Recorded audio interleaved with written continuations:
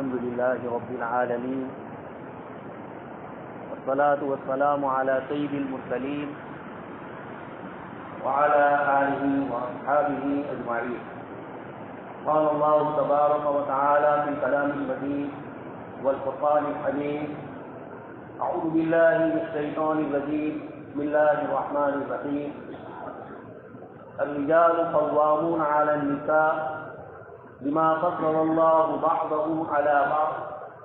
وبما أنفقوا من أموالهم فالصالحات قانتات حافظات للغيب بما حفظ الله واللاتي تخافون نشوزهن فعظوهن واهجروهن في المضاجع. وقال تعالى: وعاشروهن بالمعروف وإن كرهتموهن فعسى أن تكرهوا شيئا ويجعل الله فيه خيرا كثيرا. وقال النبي صلى الله عليه وسلم: يا معشر الشباب من استطاع منكم الباءة فليتزوج فإنه أغض للبصر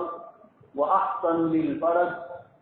ومن لم يستطع فعليه بالصوم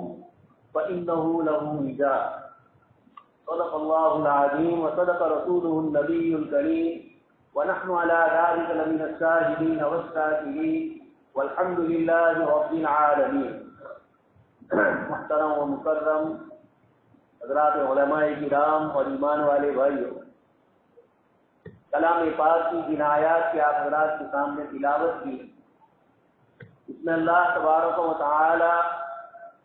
انسانی سماج اور سوسائٹی کا سب سے بڑا جو مسئلہ ہے ازدواجی زندگی،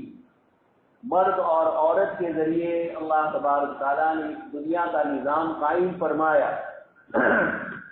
نکاح میں پڑھی جانے والی آیت میں یہ فرمایا گیا: یا ایھا الناس اتقوا ربکم الذی خلقکم من نفس واحد.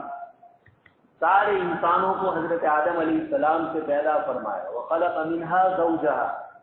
اور ان سے ان کی بیوی حضرت حوا رضی اللہ تعالیٰ عنہا کو پیدا فرمایا. اور وبث منہما رجالا کثیرا ونساء، ان دونوں کے ذریعے انسانی سماج کی ابتدا ہوئی اور پورا انسانی سماج اور سوسائٹی کا وجود ان دونوں کے ذریعے اللہ تبارک تعالیٰ نے قائم فرمایا. اس بنیاد پر آپ کے سامنے سورہ نساء کی ایک آیت تلاوت کی گئی. اللہ پاک نے سورہ بقرہ میں بھی نکاح اور طلاق اور بچوں کے دودھ پلانے کے مسائل کو ذکر فرمایا. دوسری سورت اس کے بعد والی سورہ آل عمران حضرت عمران کی اہلیہ اور ان کی بیٹی حضرت مریم رضی اللہ تعالیٰ عنہا کا واقعہ ذکر فرمایا. اور اب اس کے بعد والی سورت ہے سورہ نساء. پہلی دو سورتوں میں بھی اللہ تبارک تعالیٰ نے عورتوں کے مسائل، میاں بیوی کے مسائل کو ذکر فرمایا. اور اس سورہ نساء کو تو نام ہی اس کا رکھا گیا نساء. نساء یہ بہو وچن ہے امرأتن کا. ایک عورت کو عربی میں امرأتن کہتے ہیں اور دو سے زیادہ عورتوں کو نساء کہا جاتا ہے. تو پوری سورت کا نام ہی اللہ تبارک تعالیٰ کی طرف سے جو نازل ہوئی یہ رکھا گیا نساء. اس کی ابتدا ہی میں اللہ تبارک تعالیٰ نے انسانوں کی پیدائش کا ذکر فرمایا. اور پھر اس کے بعد انسانی سماج میں مرد اور عورت کے جو مسائل آ سکتے ہیں، پیدا ہوتے ہیں، ان تمام مسائل کو اس صورت میں بہت تفصیل سے ذکر فرمایا. اسی میں سے یہ ایک آیت ہے جس کی میں نے آپ حضرات کے سامنے تلاوت کی. پہلی ایک آیت میں ارشاد فرمایا: وَعَاشِرُوهُنَّ بِالْمَعْرُوفِ، عورتوں کے ساتھ بھلائی اور اچھے طریقے سے معاشرہ،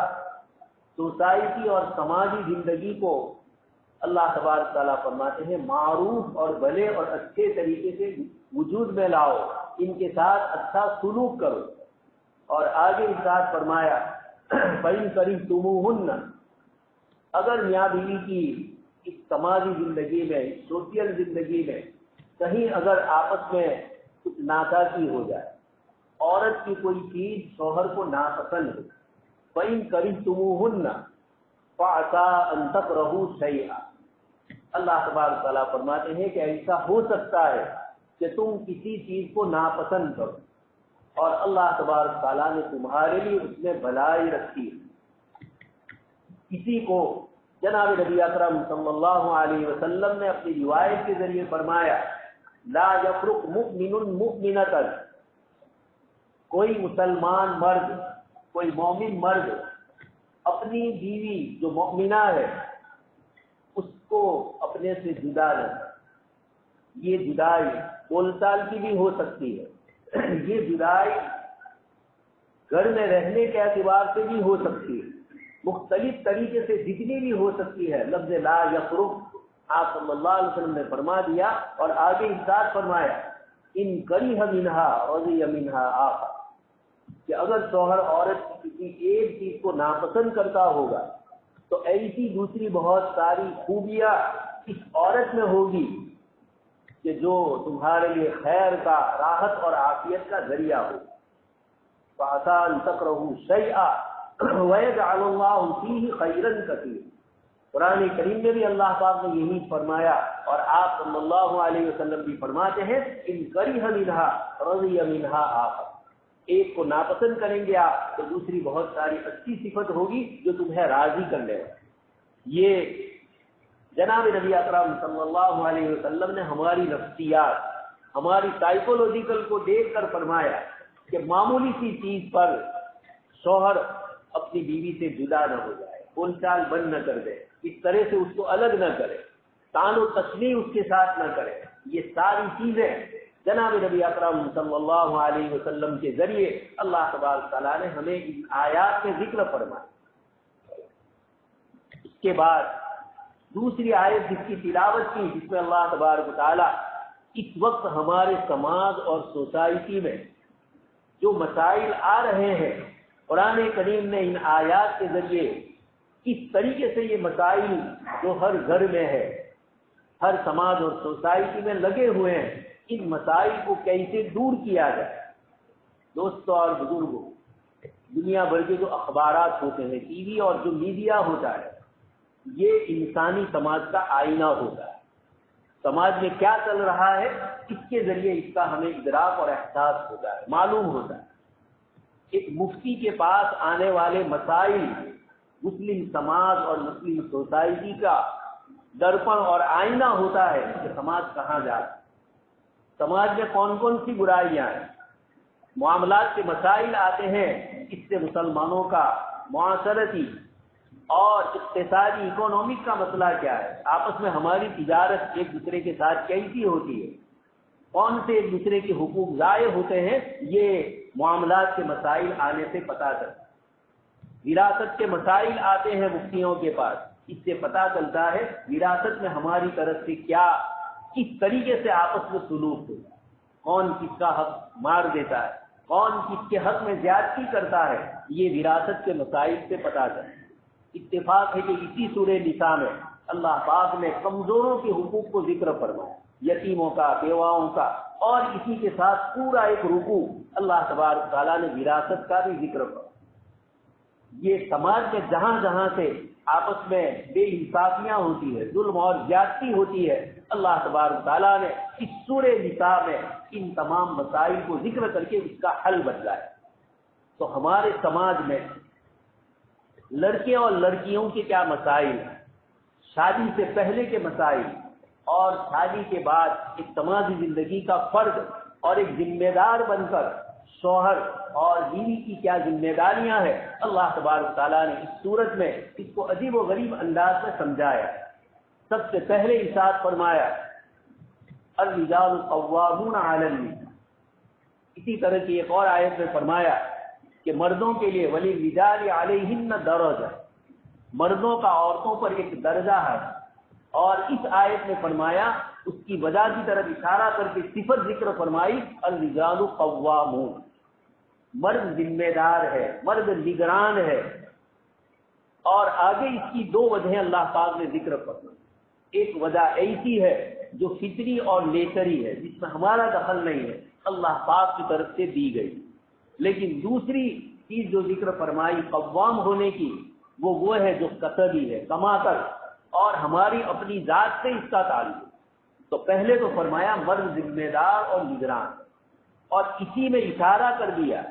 کہ قوامیت ذمہ داری اور نگرانی اس شخص کو دی جاتی ہے جو اس ذمہ داری کی صلاحیت اور اس کی اہلیت رکھتا ہے۔ اللہ پاک نے سب سے پہلے قوام بتلا کر ہم مردوں کو یہ بتلایا کہ یہ تمہاری عورتوں پر قوامیت اور ایک درجہ جو تمہیں حاصل ہے، یہ ہم نے تمہیں صفات عطا فرمائی ہے قوامیت کی، اور اسی بنیاد پر آگے فرمایا الرجال قوامون علی النساء بما فضل اللہ بعضهم علی بعض، اس وجہ سے کہ اللہ پاک نے تم میں بعض کو بعض پر فضیلت دی۔ عجیب جملہ ہے، اللہ پاک یہ بھی فرما سکتے تھے کہ جب مرد قوام ہے تو اللہ پاک نے اس کو زیادہ فضیلت دی ہے عورتوں پر، لیکن وہاں دونوں کو جمع کیا بما فضل اللہ بعضهم علی بعض، اس سے اشارہ کر دیا کہ سماج اور سوسائٹی کی یہ لوگ پہیے ہیں مرد اور عورت، اس گاڑی کو موت تک چلانے کے لیے مرد کو صفت قوامیت عطا فرمائی، یہ اس کی ذاتی اپنی چیز نہیں ہے، بما فضل اللہ، اللہ پاک کا فضل اور احسان، اور اسی میں فرما دیا ذمہ داری بھی اور اہلیت بھی بتلایا کہ مرد کو اس لیے نگران اور ذمہ دار اور گھر کے باہر کی ذمہ داریاں اس کے ذمہ ڈالی گئی، اس لیے کہ وہ صلاحیت اس میں موجود ہے جو ہم نے دی ہے، بما فضل اللہ بعضهم علی بعض۔ لیکن مرد یہ نہ سمجھے قوام ہوتے ہوئے کہ میرے ہاتھ میں ساری چیزوں کی لگام دی ہے، مجھے طاقت اور قوت عطا فرمائی، بلکہ ارشاد فرما دیا بما فضل اللہ بعضهم علی بعض۔ یہ تقسیم کار ہے، کاموں کی وحیثری ہے کہ اللہ پاک نے مرد کو گھر سے باہر کی ذمہ داری اور عورت کو گھر کے اندر کی ذمہ داری، اور یہ اس لیے بھی کہ دونوں کی صلاحیت اللہ پاک اس سے واقف ہے، بما فضل اللہ بعضهم علی بعض۔ یہ جملہ بیان فرما کر پہلے تو یہ بتلا دیا کہ یہ فضیلت اللہ پاک کی عطا فرمائی،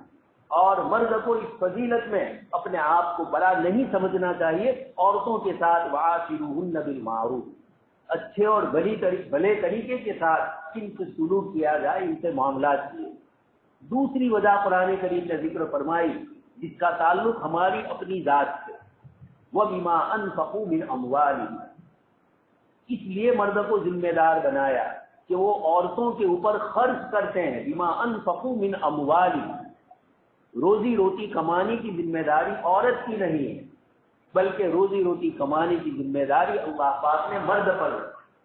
اور اس کے ذریعے بتلایا اللہ تبارک و تعالیٰ نے کہ ہم نے کمانے کی ذمہ داری مردوں پر رکھی ہے، عورتوں پر نہیں ہے۔ دوستوں اور بزرگوں، آج بہت سارے مسائل ہمارے سماج میں آئے ہیں اور آ رہے ہیں، اور خاص کر کے جب سے کینیڈا اور انگلینڈ کی ویزا کے مسائل کھڑے ہوئے، لڑکے لڑکیاں وہاں جانے لگے، آپس میں لڑکے والے اور لڑکیوں والوں کے درمیان کچھ باتیں ہوتی ہے لیکن وہ صاف ستھری نہیں ہوتی، مجہول ہوتی ہے، ایک دوسرے کے ساتھ مسائل کی بالکل صفائی اور صفوت نہیں ہوتی۔ کئی مسائل پچھلے ایک مہینے سے ہمارے پاس آ رہے ہیں جن میں مسلسل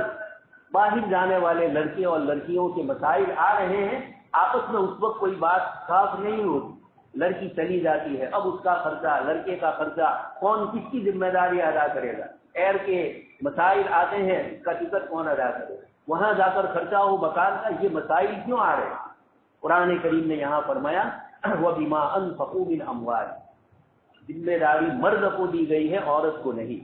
اور اسی لیے اللہ پاک نے اس سے پہلے والے رکوع میں یوصیکم اللہ میں جو میراث کے وراثت کے مسائل ذکر کیے، وہاں اللہ پاک نے فرمایا، یہ ارشاد فرمایا لِلذَّكَرِ مِثْلُ حَظِّ الْأُنثَيَيْنِ، مرد کو عورت سے دگنا دیا جائے، لڑکی سے لڑکے کو یعنی اس کے بھائی کو ڈبل حصہ دیا جائے۔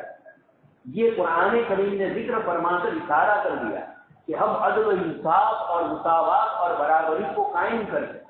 لڑکی کو اگر ہم نے بھائی سے آدھا حصہ ایک مسئلے میں دیا ہے تو اس کی وجہ کیا ہے؟ وَبِمَا أَنفَقُوا مِنْ أَمْوَالِهِمْ، شوہر کے ذمے اپنے بیوی کا سارا خرچہ اسی کے ذمے، وہ بچوں کی پرورش گھر میں کرے گی، تربیت کرے گی، اور اگر تعلیم حاصل کرتی ہے دین اور دنیا کی،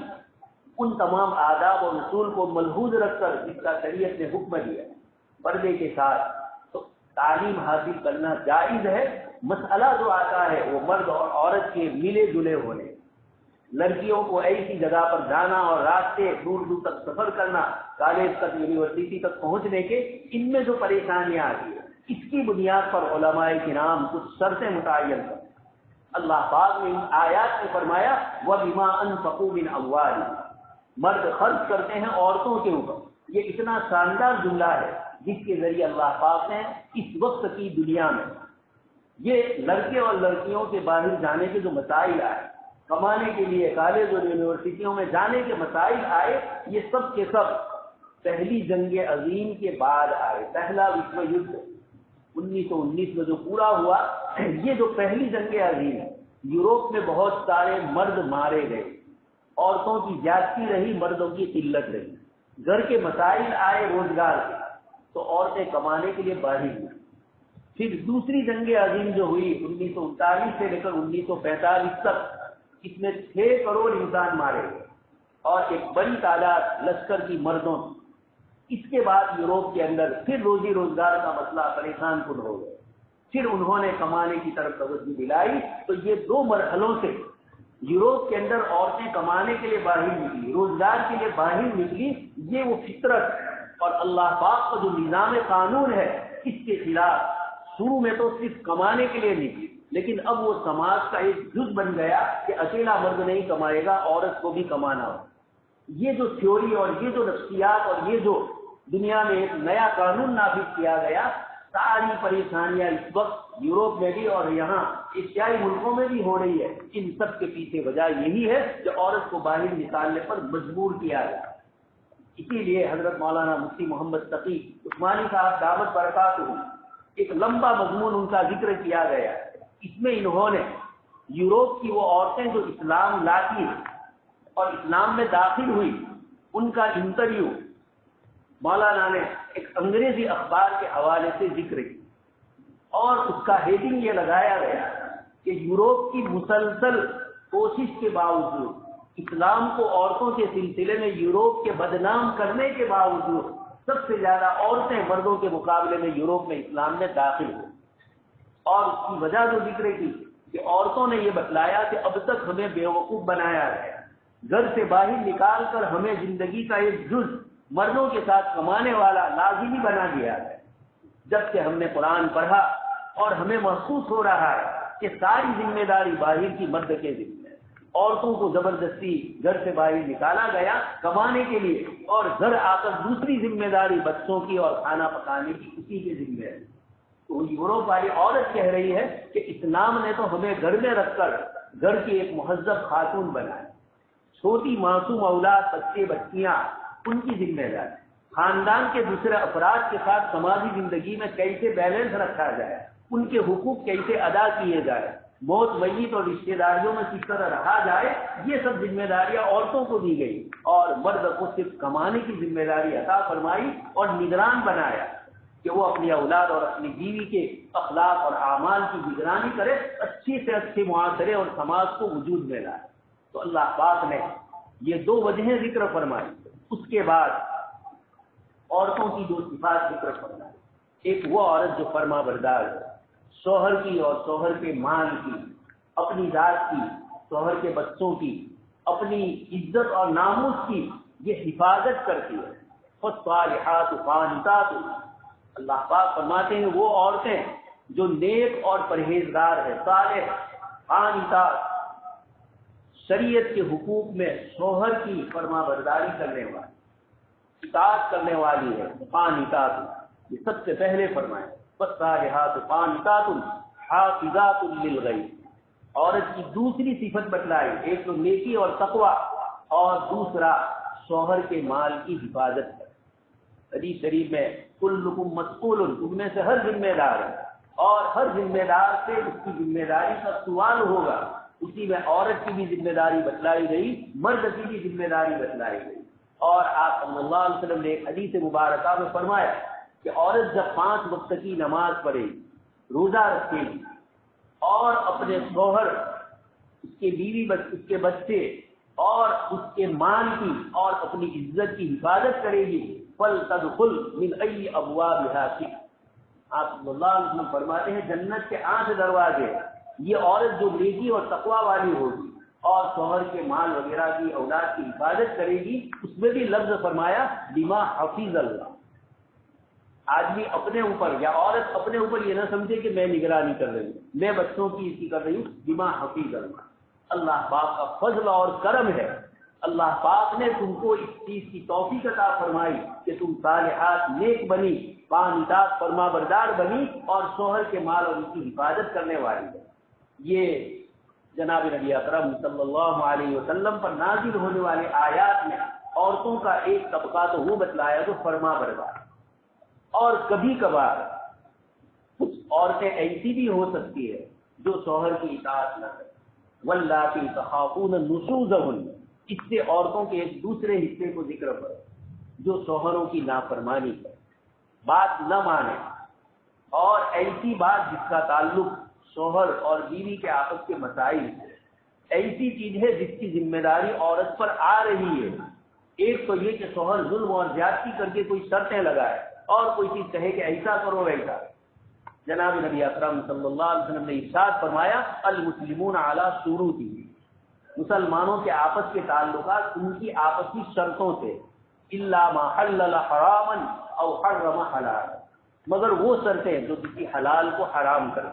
یا وہ شرط جو کسی حرام کو حلال کرے۔ تو حلال کو حرام کرنا بھی جائز نہیں اور حرام کو حلال ٹھہرانا بھی جائز نہیں۔ جناب نبی اکرم صلی اللہ علیہ وسلم نے اس مثال کے ذریعے بتلایا کہ شوہر ایسی کوئی شرط نہ لگائے یا عورت بھی ایسی شرط نہ لگائے جس کا تعلق شریعت مطہرہ نے لازم درجے میں اس پر کیا ہے اور وہ دوسروں کے اوپر اس کو تھوپ رہے ہیں۔ تو شوہر کو یہ بتلایا گیا کہ پہلی قسم تو نیک اور پرہیزگار عورتوں کی، اور دوسری قسم کبھی کبھار واللاتی تخافون نشوزہن فعظوہن، سب سے پہلے فرمایا ان کو نصیحت کرے۔ میاں بیوی آپس کے مسائل خود حل کرے، یہ سب سے بنیادی مسئلہ ہے۔ حضرت عمر بن خطاب رضی اللہ تعالیٰ عنہ کے دربار میں ایک کیس آیا، خلافت کے موقع پر میاں بیوی کا مسئلہ آیا، رشتہ داروں کا مسئلہ آیا۔ حضرت عمر رضی اللہ تعالیٰ عنہ نے یہ فرمایا تمہارے گھریلو مسائل ہمارے پاس نہ لاؤ، اس لیے کہ قاضی کا فیصلہ آپس میں رنجش پیدا کر، کسی ایک کے حق میں ہوگا دوسرے کے خلاف ہوگا، وہ نہیں مانے گا۔ اور آپس میں حضرت عمر نے بغض کا لفظ فرمایا کہ اس کے بعد آپس میں بغض ہوگا، اس لیے اپنے مسئلے کو خود حل کرو۔ قرآن کریم کی آیات میں اللہ پاک نے ترتیب بتلائی کہ اگر عورت کا اس طریقے سے بار بار سمجھانے کے باوجود بھی اگر نہیں ہے، وَاهْجُرُوهُنَّ فِي الْمَضَاجِعِ، پہلے تو سمجھاؤ اور پھر اس کے بعد وَاهْجُرُوهُنَّ، کس طرح چھوڑ دو۔ بیت اور کمرہ چھوڑنے کی ضرورت نہیں، حدیث شریف کے اشاروں سے پتہ چلتا ہے کہ بیت کا لفظ آیا اسی میں، بسترا تھوڑا الگ۔ ایک غیرت مند، حساس اور شکر والی عورت ہوگی، یہ اس کے لیے بہت بڑا تماشا ہے اس کی اپنی عزت کے، وہ اسی سے سمجھ جائے گی۔ اس لیے پہلے تو وعظوہن فرمایا، پھر اس کے بعد یہ دوسرا مرحلہ فرمایا۔ اور اگر کسی وجہ سے ان تمام چیزوں پر بھی اثر نہیں ہو رہا ہے تو آگے وَاضْرِبُوهُنَّ فرمایا، ہلکی پھلکی مار۔ لیکن یہی محدثین ذکر فرماتے ہیں کہ اس موقع پر جناب نبی اکرم صلی اللہ علیہ وسلم کا اسوہ اور نمونہ ہمارے سامنے ہے کہ آپ صلی اللہ علیہ وسلم نے نہ کسی خادم کو مارا ہے اور نہ کسی عورت کو آپ نے مارا ہے۔ اس لیے حدیث شریف میں بھی وَاضْرِبُوهُنَّ ضَرْبًا غَيْرَ مُبَرِّحٍ، ہلکا پھلکا جتنا نشان جسموں پر نہ، اور یہ بھی لازم اور ضروری نہیں فرمایا، ایک ترتیب بتلائی کہ کس طریقے سے عورتوں کو سمجھایا گیا ہے۔ وَاضْرِبُوهُنَّ، ایک پہلے اس طرح چھوڑنے کا، اس کے بعد یہ فرمایا، اور اس کے بعد فرمایا کہ جب عورت درست ہو جائے تو اگلی کوئی غلطی اس کی ہے اس پر بار بار ٹوکا نہ جائے، کسی موقع پر تنزل اس کو نہ کہا جائے جس سے اس کو اپنے پہلے والے گناہ کا احساس ہو، یا شوہر کی طرف سے یہ لذت لینے کے لیے عورت کو دبانے کے لیے آگے اللہ پاک نے فرمایا ان اللہ کان علیٰ کریم، بالکل ان چیزوں کو بھول جاؤ۔ فاعفوا واصفحوا، عفو کا معنی ہوتا ہے معاف کرنا، اور صفح کا معنی ہوتا ہے اس غلطی کا کبھی بھول سے بھی ذکر نہ کرنا۔ یہ بڑی نفسیاتی باتیں ہیں عورتوں کے سلسلے میں۔ شوہر اور بیوی کا تعلق بہت لطیف ہے، اس لیے قرآن کریم نے ایسے ایسے اشاروں سے فرمایا، احادیث مبارکہ میں اس قسم کی ترکیبیں بتلائی۔ ایک حدیث شریف میں فرمایا عورت کے سامنے اس کے باپ اور اس کے بھائیوں کی، اس کے خاندان والوں کی برائی مت، یہ کتنا لطیف جملہ ہے. آپ اس کے سامنے کریں گے، اس کے دل میں وسوسہ آئے گا کہ میرا شوہر میرے باپ بھائی کو حقیر سمجھ رہا ہے، یا بار بار ان کا تذکرہ کر کے مجھے زخمی قلبی طور پر پریشان کرنا چاہتا ہے، مانسک طور پر. جناب نبی اکرم صلی اللہ علیہ وسلم نے 1400 سال پہلے یہ نصیحتیں فرمائی مردوں کو، حتیٰ کہ شوہر کو یہ بھی کہا گیا کہ اپنی بیویوں کے لیے تھوڑے ٹھیک ٹھاک رہو. بہت سے لوگ ہوتے ہیں بال بکھرے ہوئے ہیں، صحیح طریقے سے کپڑے نہیں پہنتے ہیں. شریعت اسلامیہ نے اپنی بیوی کے لیے اس طرح کا انتظام کرنے کا حکم فرمایا کہ عورت کی کسی وجہ سے آپ کی ایسی حرکت ہو جس سے اس کے دل میں نفرت پیدا ہو، اور وہ نفرت آپس میں ناچاکی کر کے ایک بڑا مسئلہ پیدا کرے. اس لیے اپنی بیوی کے لیے اپنے بال ٹھیک کرو، اپنے کپڑے صحیح رکھو. یہ بھی جناب نبی اکرم صلی اللہ علیہ وسلم نے روایتوں میں پڑھا. یہ سب باتیں سماج اور سوسائٹی کو جوڑنے کے لیے آپ صلی اللہ علیہ وسلم نے فرمائی. نکاح کا موقع ہے، میں نے آپ حضرات کے سامنے جیسے کہا اس قسم کے بہت سے مسائل ہمارے پاس آتے ہیں، اس لیے پھر ان مسائل کے اندر آپس کی ناچاکی طلاق تک پہنچتی ہے. قرآن کریم نے پہلے تو میاں بیوی کو کہا کہ تم ایک دوسرے کو سمجھ لو اور اس مسئلے کو تنہائی میں حل کر لو. جتنا یہ باہر جائے گا دونوں کے لیے بڑی ذلتی کا باعث ہے. لیکن اب جب سارے کار نہیں ہے تو آگے فرمایا وہی خصم شقاق بینہما فابعثوا حکما من اہلہ وحکما من اہلہ. گھر کے خاندان کے افراد، لڑکی کا بالکل قریبی رشتے دار، لڑکے کا بالکل قریبی رشتے دار، ان دونوں کو کہا کہ تم اس مسئلے کو حل کرو، اور صلاحیت حکم کی ہو ایسے آدمیوں کو رکھا جائے جن میں شعور اور صلاحیت، جو چیزوں کو ہضم کر سکے، دوسروں تک افشا اور راز نہ کھولے بچے بچی کا. اس لیے قرآن کریم نے سب سے پہلے عدالت اور کورٹ میں جانے سے پہلے یہ خاندان کے افراد کو کہا، اور اللہ پاک نے فرمایا ان یرید اصلاح، اگر یہ فیصلہ کرنے والے لڑکے اور لڑکی کے لواز اور پنچ میں جو بیٹھے ہیں اگر ان کے دل کی نیت صاف ہے تو اللہ تبارک تعالیٰ فرماتے ہیں اگر ان یرید اصلاح یوفق اللہ بینہم، اللہ پاک لڑکے لڑکی کے دل کو جوڑیں گے. یہ عجیب جملہ ہے،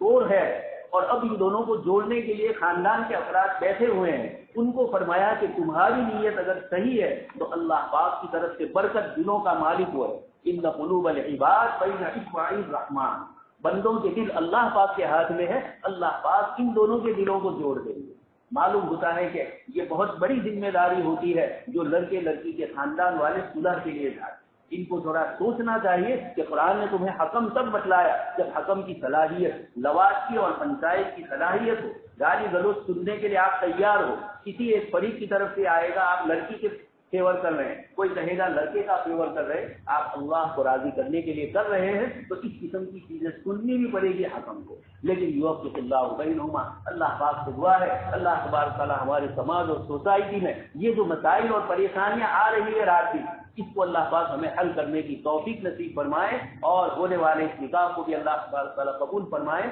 اور میاں بیوی کے درمیان مودت اور محبت نصیب فرمائے. آمین. وآخر دعوانا